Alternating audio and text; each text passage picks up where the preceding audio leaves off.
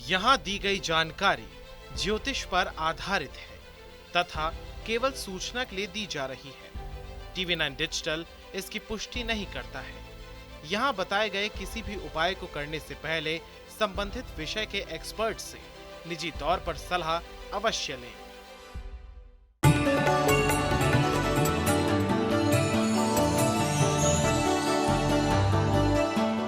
नमस्कार, astro science में आपका बहुत बहुत स्वागत है। मैं हूं आपके साथ अनुभा सिंह और मेरे साथ हैं एस्ट्रो साइंटिस्ट गुरुदेव GD वशिष्ठ जी।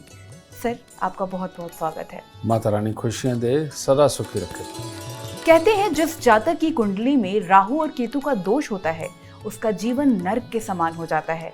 जिन लोगों पर राहु केतु की छाया रहती है, ऐसे में व्यक्ति जो भी काम करता है उसमें सफलता की संभावना बहुत कम होती है। यही वजह है कि लोग राहु केतु के अशुभ प्रभाव से भय खाते हैं। हालांकि कई बार कुंडली का राहु केतु शुभ प्रभाव भी देता है, लेकिन अधिकांश धारणा यही है कि राहु केतु की दशा बहुत अधिक कष्टदायी होती है। ऐसे में ये जानना बहुत जरूरी हो जाता है कि आखिर राहु केतु की दशा और महादशा के निवारण के लिए कौन सा ज्योतिष उपाय करना सही होगा। आइए जानते हैं राहु केतु की शांति के लिए ज्योतिष शास्त्र में बताए गए कुछ प्रभावी उपाय के बारे में। गुरुदेव, मेरा पहला सवाल, राहु ग्रह के देवता कौन हैं और किनको वो शुभ फल देते हैं और किनको अशुभ फल देते हैं, ये हमारे दर्शकों को एक बार बताइए। बहुत बढ़िया बेटा। राहु देव ये जब जन्म कुंडली के अंदर शुभ होते हैं तो इनकी देवताओं के स्वरूप में हमारे को जो बताया गया वो होते हैं माँ सरस्वती। सरस्वती माँ का अगर आप स्वरूप देखें तो वेद पाठ भी वही करती हैं, वीणा भी वही बजाती हैं, यानी कि सुरीली आवाज़। और साथ में जो लोग कला के क्षेत्र के अंदर बहुत कुछ कर जाते हैं, जैसे लता मंगेशकर जी की कुंडली के अंदर काल सर्प दोष रहा। काल सर्प दोष के अंदर राहु सबसे प्रभावी काम करता है, लेकिन वो कितनी बड़ी गायिका नहीं, आज तक उनका कोई मुकाबला नहीं, कोई तोड़ नहीं, समझे। तो ये राहु के बारे में एक बात प्रचलित है कि राहु जिसे मारे उसे कौन तारे, और राहु जिसे तारे उसे कौन मारे। माँ सरस्वती इनकी शुभ देवता मानी गई। और वो क्यों? क्योंकि ये लोग बहुत सारा ज्ञान अर्जित करते हैं, ज़रूरी नहीं किताबों में से, ये प्रैक्टिकली अपनी लाइफ के अंदर बहुत ज़्यादा ज्ञान अर्जित करते हैं। जैसे ये जितने भी सॉफ्टवेयर इंजीनियर हैं, जितने भी ये वेबसाइट बनाते हैं, जितने भी कोई क्रिएटिव किसी भी तरह के ये तैयार करते हैं, फिल्में बनाते हैं, समझ गए। और जो लोग भी किसी भी कला क्षेत्र में हैं, चाहे वो पेंटिंग ही करते हो, समझ गए, हाथ की कारीगरी करते हो, इन सब का राहु बहुत शुभ होता है। और किसी न किसी रूप में या तो ये मंगल के साथ जुड़ा हुआ होता है या जन्म कुंडली के तीसरे या छठे घर के साथ इसका राहु का संबंध जरूर होता है। और ये लोग सच में माँ सरस्वती की कृपा के पात्र बनते हैं। और आपने देखा होगा माँ लक्ष्मी की जब हम तस्वीर देखते हैं तो देखते हुए हम देखते हैं लेफ्ट हैंड के ऊपर माँ सरस्वती विराजमान है, राइट हैंड के ऊपर गणपति जी। तो इन लोगों में धैर्य बहुत होता है, ये प्लानिंग बनाने में बहुत सक्षम होते हैं और हर चीज़ की कमी ढूंढकर उसको ठीक करने की गुण इनके अंदर बहुत बढ़िया होते हैं। और यही कारण है कि ये प्रैक्टिस करते करते करते करते बहुत ही ऊंचे स्तरों तक भी पहुंचते हैं। और ऐसे लोग अगर माँ सरस्वती का पूजन करें, समझे, और ख़ास तौर पे बुधवार के दिन करें तो इनको अति उत्तम लाभ की प्राप्ति होती है। और ये लोग वैसे ही सब कुछ तोल लेने में सक्षम होते हैं, तो मीठी आवाज़ में बोलते भी हैं, मीठा बोलते भी हैं। इन लोगों को दूसरे ग्रहों की वजह से कई बार घमंड हो जाता है, बस इससे इनको बचना चाहिए। यानी कि वो माँ सरस्वती की तस्वीर दिखाई ही इसीलिए गई है कि आपकी मधुर वाणी वीणा के सुरों की तरह निकलनी चाहिए, जो कि कानों के अंदर रस घोले, ना कि छाले कर दे, समझे। क्योंकि राहु आदमी का जब तेज हो तो इंसान बहुत तेजी से करता है जो भी करे। तो जब कामयाबी का स्तर पाने लगे, ये आदमी जितना मीठा, जितना पोलाइट हो करके लोगों को अपनापन जताने वाला बनेगा और तब उनसे काम लेने वाला बनेगा, तो ऐसे राहु जो है सरस्वती के रूप में इनके घर पर सदा वास करके इनके नाम, यश, दौलत को बहुत बढ़ाएगा और इनका नाम बहुत ऊंचा करेगा। तो एक तो ये देवता हो गए, दूसरे और है राहु के देवता, और वो है काल भैरव। और काल भैरव ये जो देवता हैं, ये राहु खराब के हैं। जो लोग हर वक्त चिड़े रहते हैं, गुस्से में रहते हैं, जिन्होंने हर वक्त कमी निकालनी है, जो घर के अंदर क्लेश का वातावरण बना के रखते हैं, जो लोग खास तौर पे ससुराल वालों के साथ लड़ना भिड़ना, उनसे हर चीज़ छीन करके लेने का जिनका मानसिकता बनी रहती है, बेटा इनका राहु खराब है। और जो मैंने दूसरा शब्द बोला ना कि राहु जिसे मारे उसे कौन तारे, ये वही लोग होते हैं। ये दूसरों की चीज़ों पे नज़र रखते हैं और इनको वही चाहिए होती हैं, ये अपने पे विश्वास नहीं होता। और ये लोग कड़वा बन के दूसरे के रास्ते में रोड़ा अटका के अपने आप को साबित करना चाहते हैं। तो इनको ये नहीं पता कि जितना आप दूसरों को दुख दोगे, आपका तो नाम ब्रांड सब मिट्टी में मिलेगा। ये चीज़ ये भूल जाते हैं।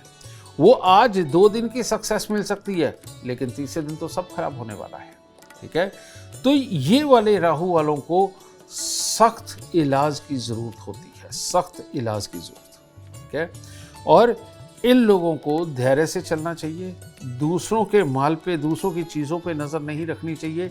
ये जो हर वक्त लड़ने का बहाना जो ढूंढते रहते हैं, इनको थोड़ा धैर्य करना चाहिए। इसके लिए सबसे पहला जो उपाय करना चाहिए वो ये कि इनको दक्षिण दिशा के मकान की तरफ कभी नहीं रहना चाहिए। यानी कि जब घर से बाहर निकलते हैं सामने दक्षिण हो, ऐसे घर के अंदर कभी नहीं रहना चाहिए। इन लोगों को चांदी का ब्रेसलेट, चांदी की चेन और चांदी का एक चकोर टुकड़ा या तो जेब में रखें या गले के अंदर लटका के रखें, इनको ज़रूर करना चाहिए।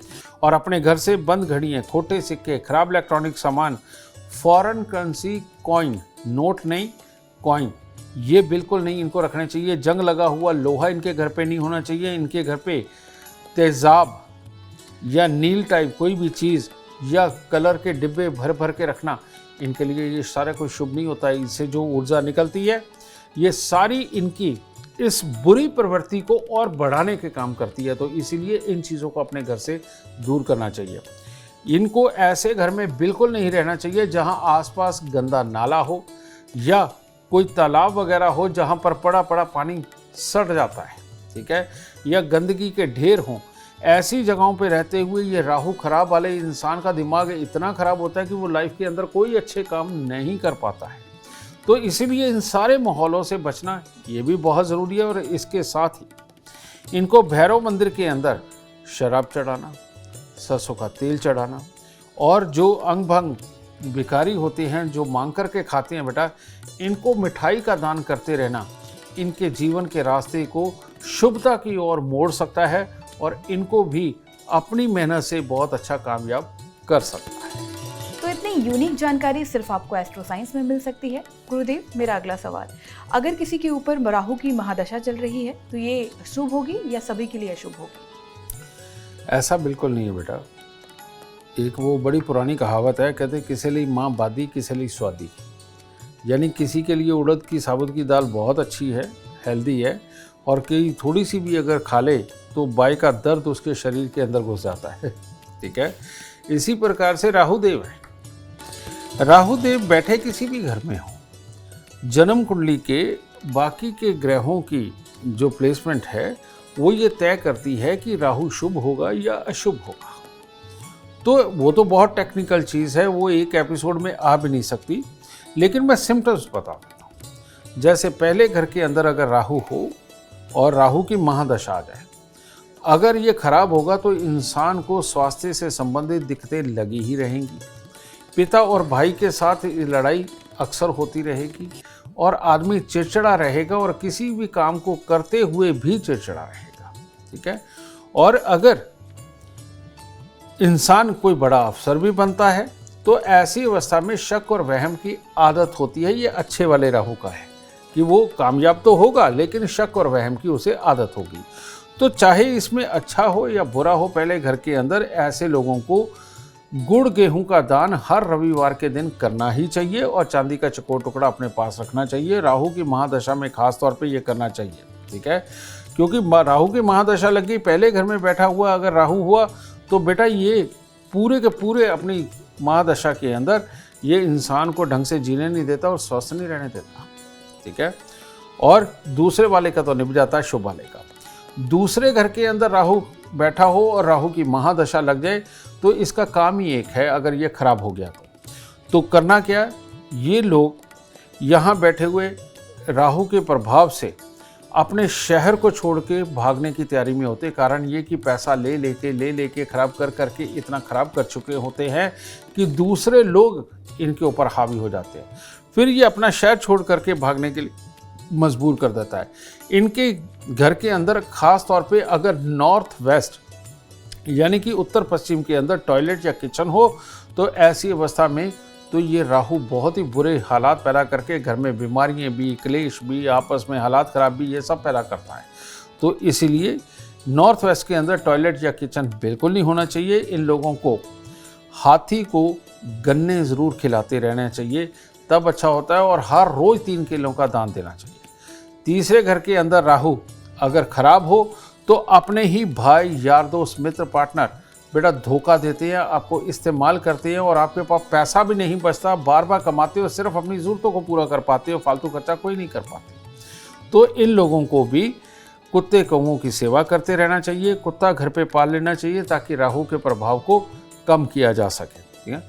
चौथे घर के अंदर अगर ये महादशा हो और ऐसी अवस्था के अंदर अगर इंसान का आग जलाने का कोई धंधा हो जाए, यानी कि हीटर से या भट्टी से आग जलाना है, तो ये बहुत बुरा फल देता है। बार बार घर के अंदर टॉयलेट और घर की दहलीज वगैरह तोड़ के बनाना या टॉयलेट के जो गड्ढे होते हैं उनको बार बार बनाना, ठीक करना, ये बहुत ख़तरनाक होता है। तो इन लोगों को इन चीज़ों से परहेज़ करना चाहिए।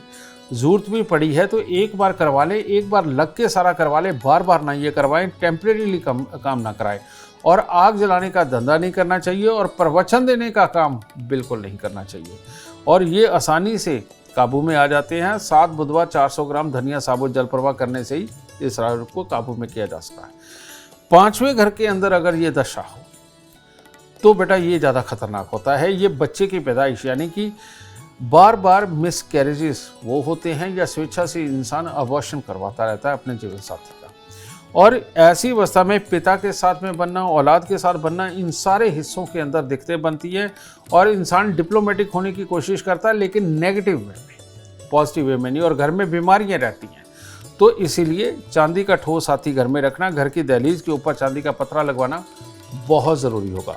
और छठे घर के अंदर ये तो वही हालात हो जाते हैं कि अगर ये खराब हुआ तो ससुराल, ससुर और अपने कामकाज, नौकर, ये सब मुसीबत का कारण बन जाते हैं। और अगर ये अच्छे हुए तो इंसान को विदेशों की यात्रा, दूर दूर की यात्रा, कामयाबी की यात्रा, ये सब करवाते हैं।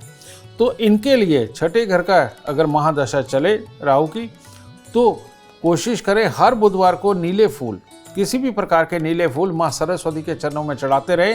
ये राहु आपको अच्छा फल देगा। और काले गॉगल्स लगा के अपना शौक बना लेंगे, ठीक है, वो लगा के रखे, राहु यहाँ पर काबू रहेगा। गुरुदेव, मेरा अगला सवाल, आपने राहु के छठे घर का हाल तो बताया, एक बार हमारे दर्शकों को 7वें घर का हाल बता दीजिए। जन्म कुंडली के अंदर राहु 7वें घर में हो और राहु की महादशा आ जाए और इंसान के जवानी के समय में आ जाए, ये बहुत ही खतरनाक होती है। इसमें आदमी चाहे राहु अच्छा हो या बुरा हो, इंसान को पैसा बेहद खर्च करने की आदत पड़ती है। आदमी हर तरह का विपरीत लिंगी, चाहे वो रिश्ते में हो, किसी भी रिश्ते में हो, उसके ऊपर नज़र रखने वाला बन जाता है और मौका तलाश करने वाला बन जाता है। ये सबसे खतरनाक राहु है और जन्म कुंडली के 7वें घर के अंदर ऐसा इंसान जिम्मेवारियां सबकी निभाता है, सबके लिए अच्छा करता है और सबके दुख सुख में काम आने वाला, सबका वैसे काम आने वाला, लेकिन ये उसका वीक पॉइंट होता है। यही कारण होता है कि बहुत सारे लोगों का जब इस तरह का कोई कर्म सामने आता है तो आदमी सरप्राइज होता है कि इससे तो ये उम्मीद की ही नहीं जा सकती थी, लेकिन ऐसा होता है। इन लोगों को अपनी पूरी राहु की महादशा के अंदर बेटा हर साल 7 नारियल पूजा वाले जल प्रवाह करने चाहिए। 16 लीटर के पीपे में गंगा जल, टिन के पीपे में या स्टील के कंटेनर में गंगा जल भर के 4 चांदी के चकोर टुकड़े डाल के कली का टांका लगवा के अपने घर के अंदर रखना चाहिए और चांदी का चकोर टुकड़ा अपनी जेब में रखना चाहिए। राहु 8वें की महादशा ये सबसे गंदी होती है। इसके अंदर आदमी जितना बेईमानी से पैसा कमाता है उतना ही लुटता है, उसका 8 गुना होकर के निकलता है। यही कारण है कि ये आदमी थोड़ी देर के लिए तो किसी से बेईमानी करके पैसा कमा लेते हैं, बाद में जड़ से बर्बाद हो जाते हैं। और यही वो लोग हैं जो ससुराल से मार पिटाई करके जीवन साथी के साथ में पैसा लूटने की फिराक करते हैं या ससुराल वालों को तंग करके पैसा कमाने की कोशिश करते हैं। बेटा यही वो लोग हैं जो पैसा लेते भी हैं और बाद में फिर बर्बाद होते हैं। इन लोगों को खास तौर पे अपने जीवन काल के अंदर अगर राहु की महादशा आ जाए तो 43 दिन 8 खोटे सिक्के जल प्रवाह करने चाहिए। चांदी का चकोर टुकड़ा जेब में ज़रूर रखना चाहिए और साउथ फेसिंग घर में बिल्कुल नहीं रहना चाहिए। 9वें घर में राहु ये विदेशों को अंदर लेकर के जाता है, लंबी लंबी पढ़ाई करवाता है या सिखाता है, लेकिन धर्म विहीन बना देता है। यानी कि माँ बाप की कदर करना, बड़ों की कदर करना, गुरुओं की कदर करना, धर्म को ना मानना, या जो लोग धर्म परिवर्तित कर लेते हैं, कोई भी धर्म हो, वो अपने धर्म को छोड़ देते हैं। ये राहु 9वें का छुड़वाता है। और महादशा आई हुई हो तो पूरी महादशा के अंदर घर वालों को सिर्फ दिखावे के साथ में जितना मिल लिए वैसे नहीं मिलते और धर्म परिवर्तन करते हैं। इसलिए इन लोगों को सोना धारण करके रखना चाहिए। हर रोज केसर का तिलक नाभि जुबान माथे पे लगाना चाहिए। बहुत खूब, इतनी यूनिक जानकारी सिर्फ एस्ट्रो साइंस पर मिलेगी। गुरुदेव, मेरा अगला सवाल, आपने 7वें, 8वें, 9वें का तो हाल बता दिया राहु का, अब आप 10वें और 11वें का भी बता दीजिए। हाँ बेटा, राहु की महादशा हो और 10वें घर के अंदर राहु बैठा हुआ हो तो ऐसे में ये धोखे का ग्रह बनता है। इसका जांच करनी बहुत ज़रूरी है बेटा। ये धोखा कैसे देता है मैं आपको वो बताता हूँ। मैं सिर्फ स्वभाव की ही बात बताता हूँ। अगर आप जिसकी ये चल रही है महादशा और राहु 10वें घर में बैठा है, अगर कंजूसी पे आ जाए, तरह तरह का पैसा बचाने लगे, यही कोशिश करने लगे कि जो साथ में है उसका पैसा खर्च हो, अपना ना पैसा खर्च हो, ठीक है, ऐसे लोग काम से सदा ही दुखी रहेंगे। उनकी माँ को तकलीफें ज़्यादा बढ़ जाती हैं, स्वास्थ्य की भी और स्वभाव की भी। और अपने जीवन के अंदर कामकाज, रुपया, पैसा, प्रॉपर्टी, इन सब के लिए खराबी के हालात पैदा होने लगते हैं। काम ढंग से चल नहीं पाता बहुत प्रयास करने के बावजूद भी। तो इनकी कंजूसी ही इनकी दुश्मन बन जाती है। इन लोगों को उपाय ज़रूर करना चाहिए, वरना ये धोखे का ग्रह हर जगह धोखा दिलवाता है। काम की जगह पर खास तौर पे और रिश्तेदारी में से भी पैसा नहीं ये जमा होने देता, घर में तकलीफें देता है। तो इनको 1 किलो जौ दूध के साथ धोके लाल कपड़े में बांध के घर के अंधेरे कमरे में किसी वजन के नीचे दबाना चाहिए। इनको हर मंगलवार को 400 ग्राम देसी खांड जल प्रवाह करनी चाहिए।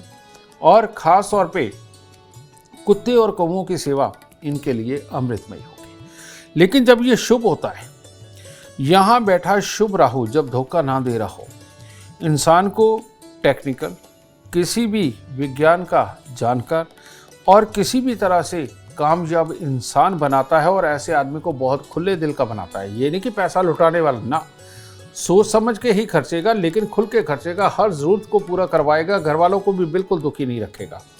जब खराब होता है तो ऐसा आदमी अपने घर वालों को भी अभाव में रखता है, लेकिन जब अच्छा होता है यही राहु बिल्कुल अभाव में नहीं रखवाता और घर वालों को भी बिल्कुल आदमी खुश करके रखता है। पैसा बहुत ज़्यादा इकट्ठा होता है पर उसमें से खर्च भी उसी मात्रा में करता है, अपने सारे शौक पूरे करता है। तो इस यहाँ पर जितनी कंजूसी उतनी महादशा खराब, ये आपने खास तौर पे ख्याल रखना है। और 11वें घर के अंदर ये यहाँ पर महादशा हो, बाप और दादा इन दोनों का तो ये दुश्मन बन जाता है। इन दोनों के सुख छीनने का काम करता है, अपने ज्ञान को छीनता है, अपने लाभ को छीनता है, शरीर के अंदर बीमारी, बच्चों को बीमारी, समझिए, और अपनी मानसिकता में बहुत ही खराबीपन ये सब पैदा कर देता है। और ऐसा आदमी सिगरेट, धुआं इस्तेमाल करने वाला हो, कई लोग सुल्फा पीते हैं, वो सब कुछ करने वाला हो, तो इंसान वैसे ही जड़ से निकम्मा हो जाता है 11वें घर के अंदर अगर राहु हो तो इसीलिए 11वें घर के अंदर राहु हो तो सबसे पहले इंसान को बचा, चाहे शुभ हो चाहे अशुभ हो, इस इंसान को जिंदगी में कभी भी नीलम नहीं धारण करना चाहिए, वरना जब राहु का समय आया ये बिल्कुल बहुत बुरा हाल करेगा। दूसरा, इन लोगों को कभी सिगरेट वगैरह का इस्तेमाल नहीं करना चाहिए, सुल्फे नहीं पीने चाहिए, या किसी भी प्रकार का नशा इनके लिए वर्जित है, किसी भी प्रकार का नशा। क्योंकि ये दिमाग के अंदर कामयाबी वाली जो जितनी सोच है उसको मिट्टी में मिला डालता है। तो इसलिए उनके लिए ये वर्जित है। इन लोगों को सोना तन पे धारण करना चाहिए, हर रोज केसर का तिलक नाभि जुबान माथे पे लगाना चाहिए। जो सोना नहीं पहन सकते पीले रंग का धागा ही पहन सकते हैं। और इन लोगों को 4 नारियल पूजा वाले लेके उसके ऊपर सरसों के तेल का तिलक लगाकर काले तिल लगा करके हर साल समझे इनको या तो शनिदेव मंदिर में देने चाहिए या इनको जल प्रवाह करने चाहिए। और यहाँ शुभ हो तो इंसान को मालो माल कर देता है, अपने दिमाग की तिगड़ में ही इतनी शानदार देता है कि इंसान के पास किसी चीज़ की कोई कमी नहीं है। गुरुदेव, मेरा अगला सवाल है, आपने 10वें 11वें घर का हाल तो बता दिया, लेकिन हमारे दर्शकों को 12वें घर का हाल भी बताइए। राहु 12वें में सबसे ज्यादा ताकत लेकर के बैठता है।